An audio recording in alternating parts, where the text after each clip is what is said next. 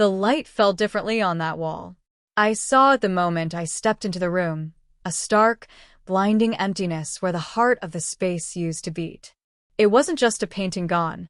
It was as if the wall itself had been violated, scrubbed clean of a decade of light and life it had absorbed from the canvas. My breath hitched. It wasn't fear yet, just a sharp, disbelieving confusion, like walking into a familiar room and finding the furniture rearranged in a pattern that made no sense, that felt wrong. The silence in the house suddenly wasn't peaceful. It was heavy, accusatory. A cold dread started to unfurl in my stomach, a slow, insidious vine. This wasn't accidental. This wasn't a mistake. This was deliberate. The air felt thin, suddenly difficult to draw into my lungs. My eyes scanned the room again, desperately searching, as if it might have simply moved itself. But the space was undeniably, irrevocably, empty. Let me know where you're watching from and what time it is. And if you haven't already, please subscribe. It helps me more than you know. Before the emptiness, there was the painting. She was called Solace, painted by a recluse artist I discovered years ago, long before his work exploded in value. She was a large canvas, oils thick and vibrant, depicting a lone figure standing at the edge of a turbulent sea, storm clouds gathering, but with a single, impossibly bright shaft of light breaking through, illuminating just the figure. It wasn't a sad painting or a happy one. It was a painting about enduring, about finding light when everything else was chaos. I saw myself in her. I saw the life I wanted, the quiet strength I admired. I bought her with the first significant money I ever made, not as an investment, but as a companion. She hung on the main wall in our living room, overseeing everything. She was more than art. She was an anchor, a promise to myself. My life wasn't perfect, but it felt settled, stable. Michael and I had built a comfortable existence. Years blurred into a routine of work, quiet dinners, shared space that wasn't always filled with conversation, but felt safe. We had separate interests, separate friends mostly, but we shared the house, the finances, the history. He was often busy with his own projects, his phone a constant buzz, late nights at the office that I never questioned. Why would I? We were partners. We had trusts. We had unspoken agreements about the shape of our life together. My painting, Solace, was one of those unspoken agreements. It was mine, unquestionably, a piece of me in our shared world. It represented my journey, my independence, my soul. He knew its value, both monetary and personal. He'd even joked once, years ago, that if the house ever caught fire, he'd grab the dog and I'd grab the painting. We laughed. It wasn't funny now. The evening I noticed she was gone felt like any other Tuesday. I came home late from a gallery opening, tired but buzzing with residual energy from the art and the conversation. I walked into the living room, ready to shed my coat, sink into the sofa, and let the quiet wash over me. That's when I saw the wall. The bare, mocking wall. My initial reaction was disbelief, a frantic search for a rational explanation. Had it been moved for cleaning? Had Michael taken it down for some reason? I called his name, my voice echoing slightly in the sudden, vast emptiness of the room. No answer. He was still at work, or so I assumed. My hand started to tremble slightly as I walked closer to the wall. I reached out, my fingers tracing the fainter, cleaner rectangle where the frame had protected the wallpaper from years of light. It was real. It was gone. Not just moved. Removed. Carefully. The hooks were still there, empty. A cold certainty began to creep in, pushing aside the confusion. This wasn't Michael rearranging furniture. This felt clandestine. I checked other rooms, a pointless exercise, but a primal need to search, to deny the obvious. It wasn't anywhere. My mind started to race, listing possibilities, discarding them one by one. Theft? Unlikely. The house alarm hadn't triggered. There were no signs of forced entry. Michael would have told me if he was having it cleaned or appraised, wouldn't he? He had to. It was a $2 million painting. More now, probably. You don't just move something like that without a word. Unless you didn't want me to know it was moving. I called him. My hand shook as I dialed his number. He answered on the third ring, his voice clipped, sounding distracted. Yeah. Michael, I said, my voice unsteady. Where's Solace? Silence. A beat too long.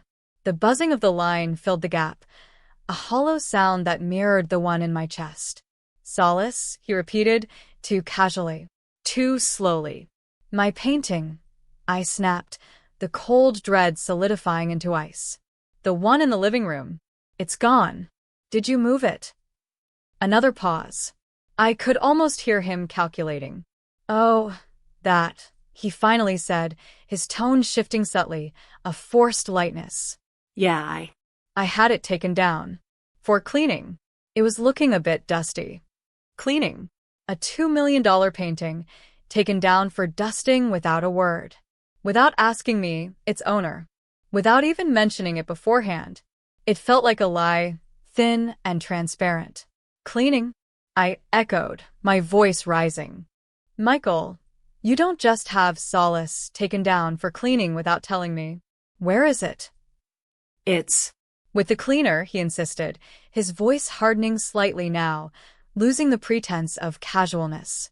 It'll be back in a couple of days. Honestly, you worry too much. I worry too much. I felt a hysterical bubble of laughter rise in my throat, quickly choked back by anger. Michael, that painting is worth millions. It's irreplaceable to me. Where exactly is this cleaner? Who are they? I want their number. More silence. This one was different. Less calculating, more defensive. Hostile even. I don't have the number on me right now, he mumbled. I'll get it for you later. I'm in a meeting. You're in a meeting? I couldn't keep the sarcasm out of my voice. Right. While my painting has vanished into thin air for a spontaneous, top-secret cleaning job. Don't lie to me, Michael. I'm not lying. His voice snapped now, sharp and angry. A defensive anger that struck me as completely out of proportion for a simple cleaning. I told you it's being cleaned. What else do you want? What else did I want? I wanted the truth. I wanted my painting back. I wanted the solid ground under my feet that was rapidly crumbling. I want to know where my painting is, I said, my voice dangerously low now. And I want to know now. If you don't tell me, I'm calling the police. Don't be ridiculous, he scoffed. It's fine. It's just cleaning. Stop overreacting. I've got to go, he hung up.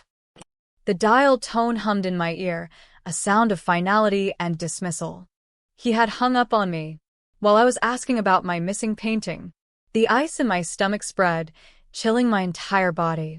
This wasn't just cleaning, this was something else. Something wrong. Deeply wrong. The casual dismissal, the obvious lies, the sudden anger. It didn't fit the man I thought I knew, the man who shared my life. Or maybe it did, and I just hadn't been looking closely enough. The next few days were a blur of sickening anxiety and rising suspicion. Michael came home that night, acting strangely normal. He avoided my gaze, talked about his day, asked about mine as if we hadn't had that strained, awful conversation. I brought it up again. Michael, about Solace. I need to know where it is. I'm serious. Who has it? He sighed, exasperated. I told you. It's at the cleaner's. Which cleaner? I pressed. The name, the address, the phone number. I want to verify it. He ran a hand through his hair, avoiding my eyes. Look, it's a specialist cleaner. They handle high-value art. It's all arranged. It's safe. You really need to calm down. Calm down? I could feel my control slipping. You've taken a painting worth $2 million from my wall without my permission, won't tell me where it is, and you want me to calm down? It's our wall, he snapped. And it's being taken care of.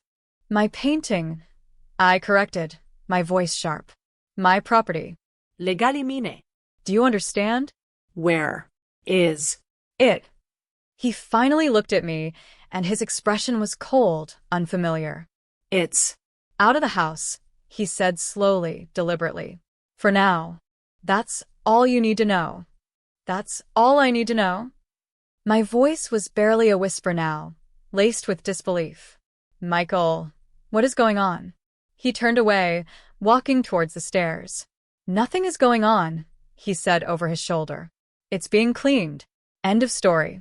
But it wasn't the end. It was barely the beginning. His evasiveness, his sudden coldness, the sheer lack of respect for me and my property, it ignited something fierce inside me. Fear began to morph into anger, a hot, righteous fire. He was hiding something. Something big. And it involved my painting. I cooed sleeplessly that night. My mind raced through every possible scenario. Was he selling it? Was he hiding it from me for some financial reason? Was he just being unbelievably arrogant and dismissive?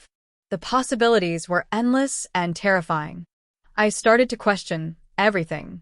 His late nights, his guarded phone calls, small moments of distance I'd attributed to work stress or the natural ebb and flow of a long marriage. Were they something else? My gut screamed that they were. I decided I couldn't wait for him to magically produce a cleaner's address. I needed to find out myself. My first step was subtle. I checked our shared bank accounts. Nothing obvious. No huge withdrawals that would correlate with a sudden expense like moving or storing a priceless artwork. I checked our emails, searching for anything related to art movers, storage facilities, or appraisers.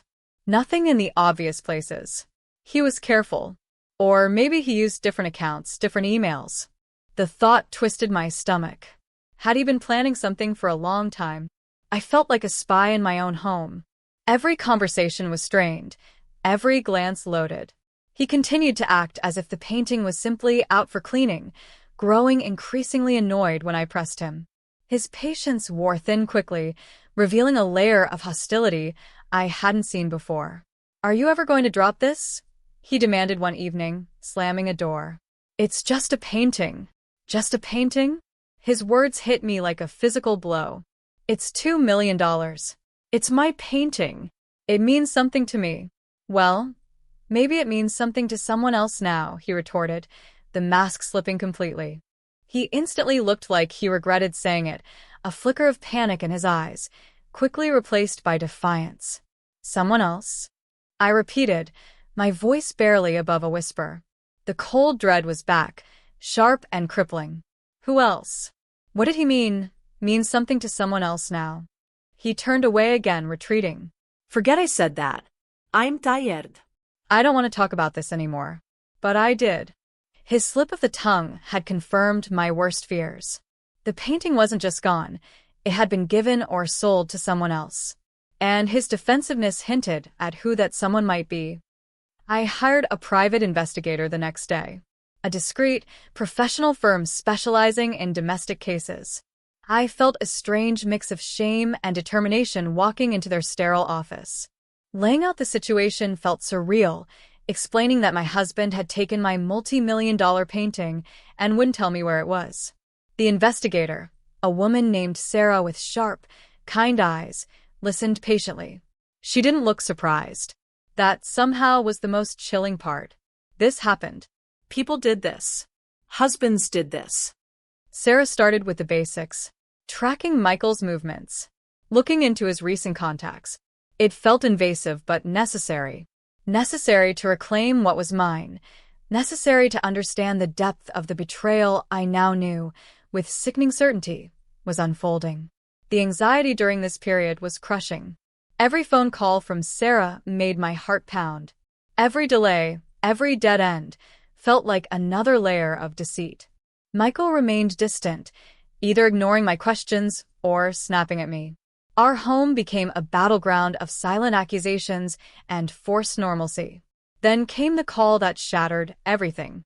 It was Sarah. Her voice was carefully neutral. "I have some information," she said. It's not easy. My blood ran cold. "Just tell me." "Your husband," she began, "has been seeing someone else. For over a year." The world tilted. It wasn't just about the painting. It was about everything. The late nights, the distance, the guarded phone. It wasn't work. It was her. "Who is she?" I managed to croak out. "Her name is Anya Verma," Sarah said. She's involved in the art scene. Minor collector. Does some consulting. Lives in a penthouse downtown. My mind reeled. Anya Varma. I vaguely knew the name. Seen her at gallery openings, always impeccably dressed, cool, detached. The thought of her with Michael, in her world, felt alien wrong. And the painting? I whispered, though I already knew the answer. Sarah paused. We traced its movement. It was picked up by a specialized art logistics company 2 days after you noticed it was gone. It was delivered to Ms. Verma's address. Delivered. Not stored. Not cleaned. Delivered. To his mistress. My painting. My solace. Given to the woman he was having an affair with. $2 million. A piece of my soul. A symbol of my independence. Handed over as a gift. A payment. I didn't know which was worse. The magnitude of the betrayal took my breath away. The painting wasn't just missing. It had been weaponized. Used as a token of affection, a blatant display of contempt for me, for our marriage, for everything I valued. The phone slipped from my numb fingers, clattering onto the floor. I sank onto the sofa, staring at the empty space on the wall. The cold dread was gone, replaced by a white-hot rage that burned away everything else. Tears welled up, but they weren't tears of sadness or hurt. They were tears of pure, unadulterated fury. He hadn't just stolen my painting. He had stolen my reality, my history, twisted it into something ugly and perverse. He had given my heart, my anchor, to his mistress. The sheer arrogance, the cruelty of it, was staggering. He thought he could just take it, take what was mine, what was so deeply personal, and use it to furnish his sordid little affair. He thought I wouldn't find out. Or worse, he didn't care. The discovery of the affair, coupled with the destination of the painting, shifted everything. This wasn't a domestic dispute over a missing object. This was war. He hadn't just broken his vase. He had committed a profound act of theft and psychological violence. Giving her my painting wasn't just about the money. It was a declaration, a sign that she was more important than me, that what was mine was his to dispense as he pleased. It was an insult of epic proportions, a deliberate defilement of something sacred to me. For a few days, I wallowed in the pain, the anger, the humiliation. I wanted to scream, to break things, to confront them both with the ugly truth.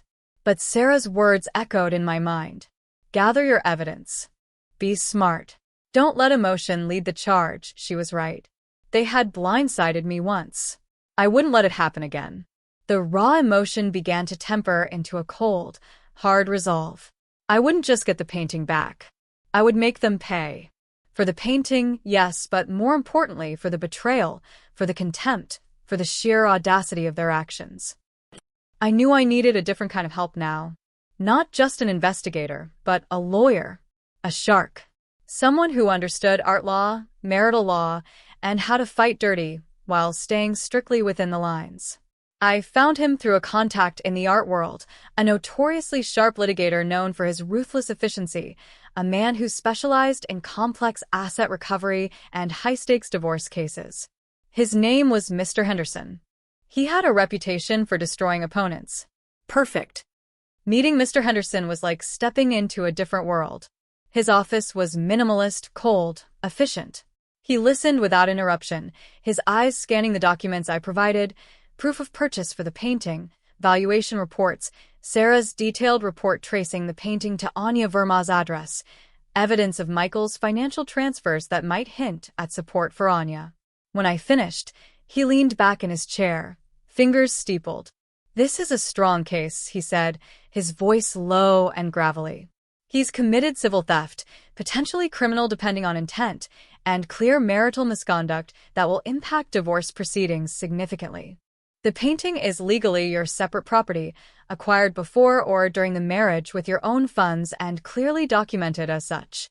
Giving it away without your consent is not just grounds for divorce, it's grounds for recovery and significant penalties." We began to build the case meticulously. Sarah continued her investigation, gathering more evidence of the affair, proving the duration, linking Michael's finances to Anya's expenses where possible. Mr. Henderson focused on the legal strategy. The core argument was clear. The painting was my sole property, never intended as a marital asset. Michael had no legal right to dispose of it. By giving it to Anya, he and Anya were in possession of stolen property, regardless of whether she knew it was stolen or not. The value of the painting meant this wasn't minor. This was grand larceny territory, at least civilly. The planning felt like assembling a complicated clockwork mechanism. Every gear had to turn precisely. We needed to move quickly and decisively. The longer the painting was in Anya's possession, the more complicated recovery could become, especially if she tried to sell it or move it. Mr. Henderson suggested a multi-pronged approach. File for divorce citing adultery and dissipation of marital assets. Giving away the painting was a prime example. Simultaneously file a civil lawsuit against Michael and Anya for conversion, civil theft, and recovery of stolen property, and request an immediate injunction to prevent Anya from moving, selling, or damaging the painting. This period was agonizing. I had to maintain a facade of weary resignation at home. Michael seemed relieved I had stopped pressing him about the painting, attributing my distress to divorce stress. He had no idea what was coming. I ate dinner across from him, slept in the same house, all while planning his legal and financial ruin. It felt surreal, like living in a parallel dimension. The anger had settled into a cold, hard resolve. I saw him not as my husband anymore, but as an opponent. Anya was irrelevant, just a temporary holder of my property. Michael was the target. He was the one who had broken everything. We filed the papers on a Tuesday morning. The divorce petition, the civil lawsuit against both of them, the injunction request. We didn't serve them immediately. Mr. Henderson had a specific timing in mind for maximum impact. He wanted to serve them concurrently, at a moment when they felt most secure, most invincible. We knew Michael often spent his lunch breaks at Anya's penthouse, a few blocks from his office. That was the target window. The day we planned to serve them felt like the longest day of my life. My stomach was a knot of nerves and anticipation. I stayed home, ostensibly working, but my eyes kept drifting to the empty wall. Today, maybe, solace would come home. Mr. Henderson's team had arranged for a process server, a discreet professional who would deliver the documents. But Mr. Henderson had also arranged something else. Something that added a layer of poetic justice to the proceedings. The plan was set. The process server would arrive at Anya's penthouse exactly at 12:45 p.m. At the same time, a specialized art recovery team, contracted through Mr. Henderson's firm and operating under the authority of the pending injunction, which was being rubber-stamped by a judge that very morning, would also be present.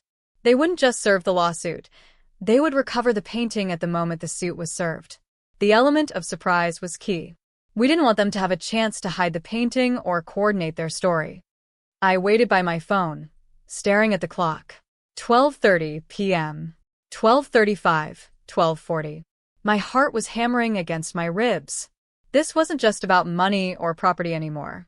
It was about dignity, about reclaiming a piece of myself they had tried to erase. It was about showing them that they couldn't just take what they wanted, that there were consequences. Michael, with his arrogant assumption of control. Anya, perhaps blissfully unaware, or perhaps a willing participant in the theft, admiring my painting on her wall. 12:45 p.m. The phone rang. It was Mr. Henderson's paralegal. "They're in the lobby," she reported, her voice calm. "The process server and the recovery team are going up now. Apartment 32B. I held my breath. I pictured them. Michael, relaxed, maybe eating lunch with Anya. The doorbell rings. Expecting maybe a delivery or a friend. They open the door. Standing there is a stern-faced person holding legal documents, and behind them, a team of professional art handlers with packing materials. I got the call from Mr. Henderson himself 20 minutes later. His voice, usually so controlled, held a note of grim satisfaction. "It's done," he said. "They were served. And the painting is secured." "And their reaction?" I asked, my voice trembling slightly. He chuckled dryly. "Let's just say it was exactly as we hoped." Michael opened the door, saw the documents, saw the team. The process server informed him he was being served with a divorce petition and a civil lawsuit for theft. Simultaneously, the recovery team presented the court order and stated they were there to collect the painting.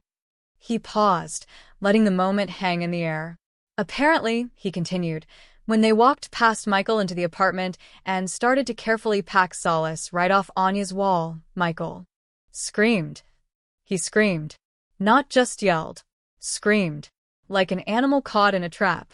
The man who had calmly lied to my face, who had dismissed my feelings, who had arrogantly given away my most prized possession as a trinket to his mistress, he had screamed. He was blindsided. He hadn't just lost the painting. He had lost his marriage, his affair was exposed in the most humiliating way possible, and he was facing a massive lawsuit all in the same instant. He thought he was untouchable. He thought he had gotten away with it. But I had waited. I had planned.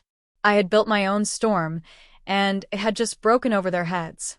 Anya was reportedly in shock, pale and silent, as the art handlers gently detached the canvas from her wall, her ill-gotten prize being taken away as quickly as it was given. The painting was transported to a secure, climate-controlled facility under Mr. Henderson's supervision. I didn't see it immediately. I needed a moment. The immediate aftermath felt strangely quiet. The fury subsided, leaving behind a vast, weary emptiness. The fight was far from over. The divorce and the lawsuit would drag on for months, maybe years. But the critical first blow had landed. They were reeling. Their secret was out, their ill-gotten gain was gone, and they were facing severe consequences. The first time I saw Solace again was in the sterile viewing room at the storage facility. She was exactly as I remembered, the lone figure enduring the storm, the shaft of light piercing the gloom. I ran my fingers lightly over the frame. She felt heavy, real. Not just paint on canvas, but a survivor. Like me. Seeing her again wasn't a moment of pure joy. It was complex. She carried the weight of everything that had happened. The betrayal, the lies, the pain, the fight.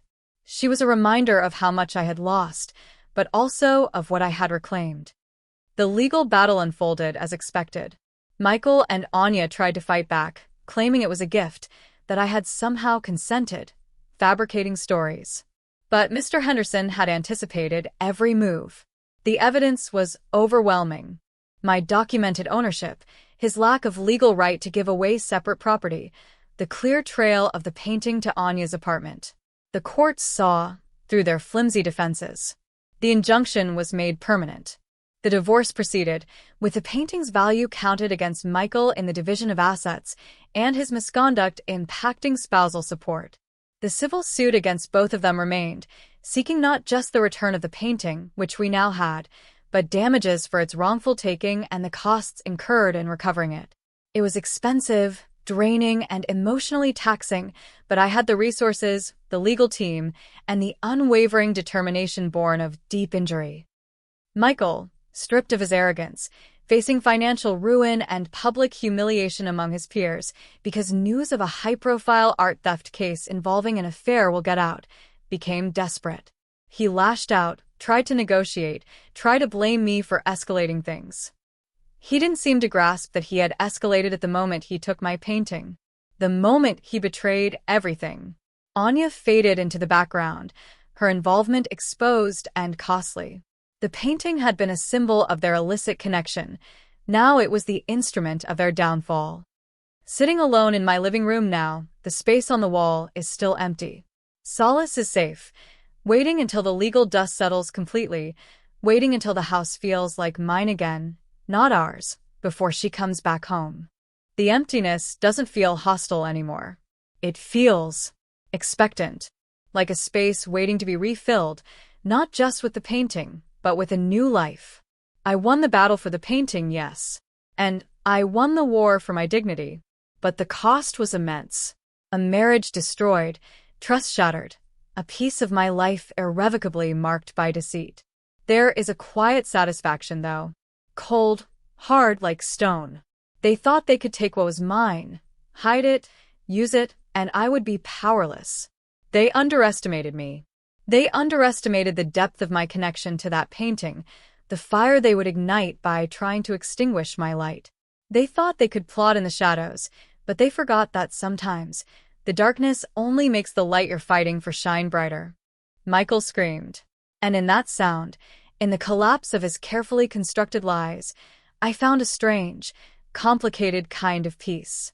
It wasn't the peace I had imagined when I bought Solace, but it was a peace forged in fire. A peace I had fought for, and won. If this story hit close to home, I'd love to hear your version. Drop a comment with where you're listening from and what time it is. Thanks for being here. Subscribing helps bring more of these to life.